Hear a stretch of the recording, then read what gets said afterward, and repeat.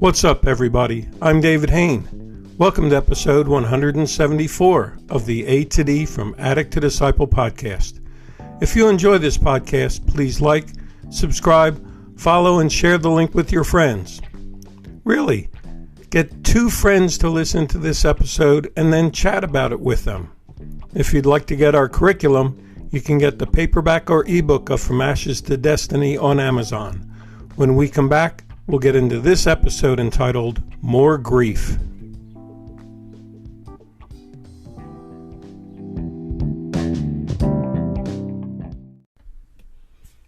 Welcome back to episode 174 of the A to D from Addict to Disciple podcast entitled More Grief. I want to thank the many listeners who contacted me after last week's episode on complicated grief. This is apparently a topic that resonates with many of you. With that in mind, this week I'll share some of the feedback as if I'm on a walkabout, and next week I'll have a group session with our guys in recovery from Australia, South Africa, and the U.S. And I really want to encourage you as you listen to last week, this week, and next week's podcast. If this stirs things in you about complicated grief that you have to deal with, reach out.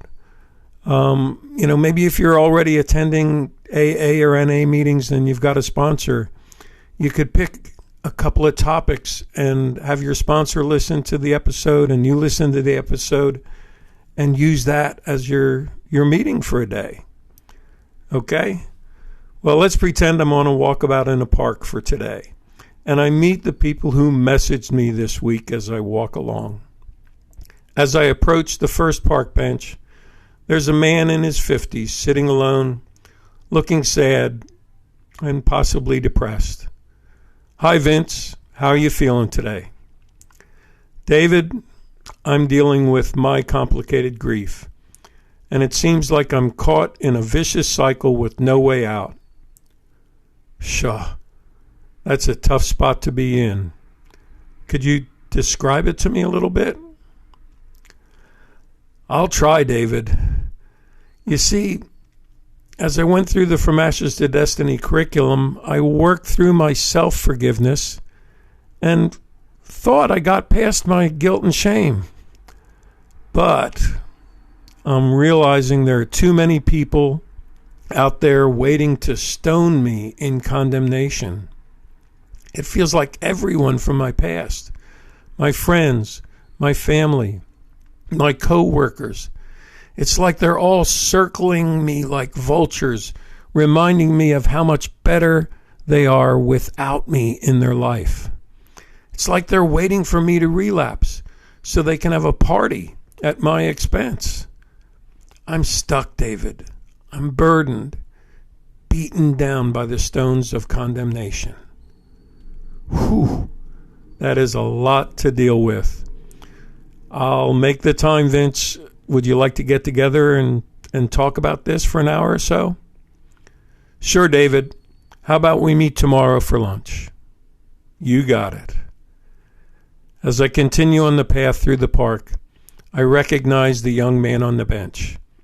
Hi, Tom. How are you doing today?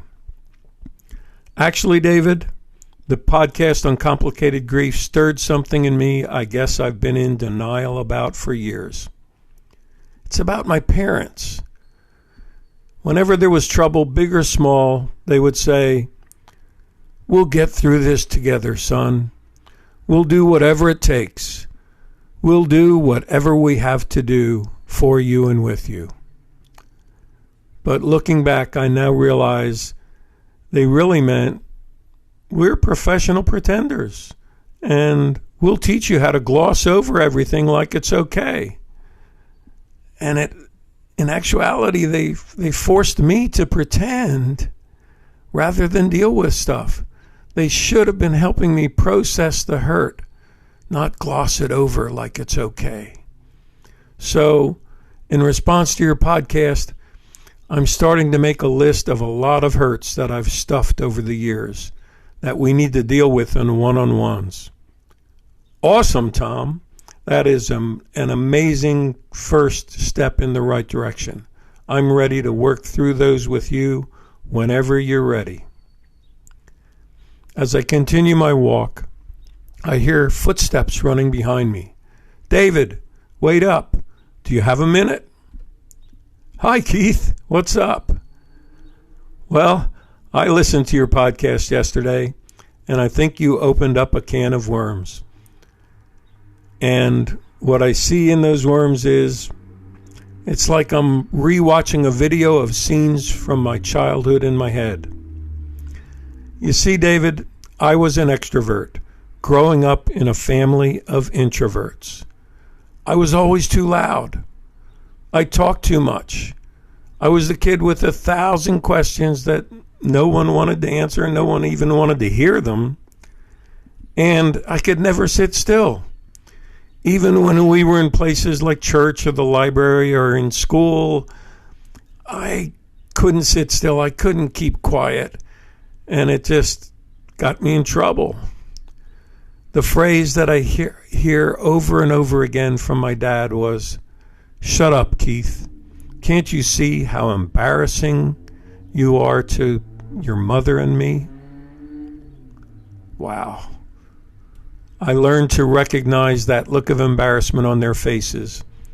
And so I started running away from home at age 11. I couldn't deal with the pain I felt when I saw that look of embarrassment coming, even before they said anything. And I left for good at 16, and I've been taking care of myself ever since. But as you know, that hasn't worked out to be too great, because it's led to a decade of addiction. And I'm now realizing I never processed that feeling of shame that I had from being an embarrassment. I just self-medicated and ran from it and just pretended it didn't happen. And I think I'm still running from that shame of being an embarrassment today. Wow. Deep stuff. As I reach the end of the trail at the park exit, I see Michael. He's been clean for 6 months and has begun to get involved with a local church. Hi, David. I was hoping to run into you today. What's up, Michael? Well, my complicated grief is that even though I'm clean, no one trusts me to stay clean. You see, I have a history of relapse when I reach the 6-month mark in recovery. Just seems like that's a line that things start to unravel and I lose track of focus and purpose, and I let people down. And that's really why I got involved with the church this time, because I'm finding so much strength there. But I'm also finding my biggest pain in the church right now. It's from my pastor. He told me, "You must have a clean drug test every week if you want to volunteer in church on Sunday. You're okay to come to church, but if you want to take that step to really be involved and volunteer, you have to give us a clean drug test. And we can't help you in any way if you can't do that for us." Shaw, that is really huge. How are you handling that? Well, that's my struggle. I thought my pastor understood addiction. He even warned my family not to get their hopes up. He told them not to let me get too close to my kids until I have at least a year clean. David, how do I earn the trust of people who keep rubbing the mud of my past in my face? Don't they see the pain and grief that causes me? Where do I turn for comfort? Shaw. This has been deep stuff from each of the listeners. I want to encourage all of my listeners to reach out and speak up about your area of complicated grief. Maybe for those of you working with a sponsor, you could have your sponsor listen to an episode And then you guys use that as a topic. If you're struggling to do 90 days of meetings, 90 meetings in 90 days, and you're new in recovery, you can use these podcasts to fill in the days that you can't actually get to a meeting. Because this area of complicated grief is one that we can't ignore. And you've heard the things that come out if you just open up.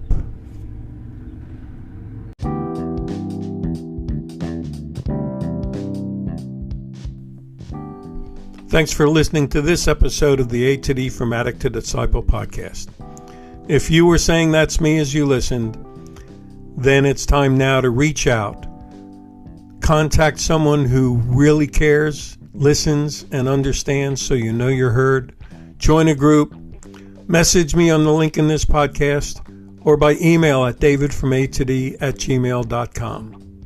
If you'd like more information, go to my website, www.fromatod.org, and click on the contact page. If you're listening on Spotify, you can leave your comments by clicking on the link they provide on that platform. Tune in Monday for our next episode, and as always, stay safe and stay strong.